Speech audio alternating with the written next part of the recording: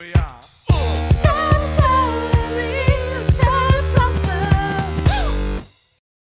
Good morning, it's Friday and we are talking this week. What are we talking about? We're talking about something that was scary that we did anyway, and this topic was in honor of Ashley D's accomplishment of running 20 miles. Cannot imagine even running 3 miles, maybe even 2. So yay. I am very impressed. For me, I guess the scariest thing that I've done that I did, like something that scared me that I did anyway, was something that I don't recommend doing unless you have to. But I was very unhappy at a job.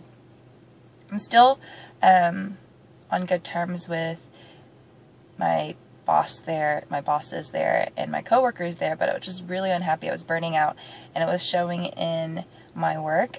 So I quit a job without anything lined up, and it ended up working out. I had an emergency fund.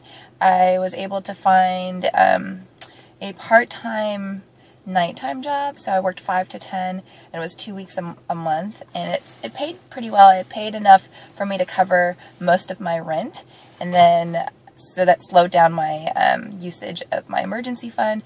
I spent $1,000 to get certified to become a teacher, and then when I did that, once I got my certification, I was like, oh, sometimes I have to get really close to something to realize that it's not something I want, and then I decided I didn't want to be a teacher.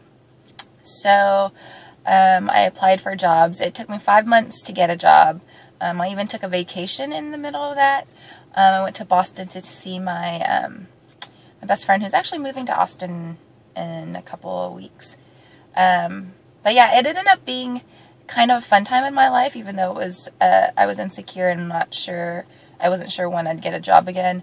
It helped to have an emergency fund. It helped to have a part-time job to help with expenses. It helped to actually be applying to jobs to alleviate anxiety. And I don't recommend taking a vacation, but I only really had to pay for food and airfare because I stayed with my friend, and it was a good time to go. And I was confident that I'd find something before my emergency fund went out, and I did. So that's my story. I'm looking forward to hearing what you guys have to say. If you want to comment, yeah. Okay, I'll see you next week. Bye.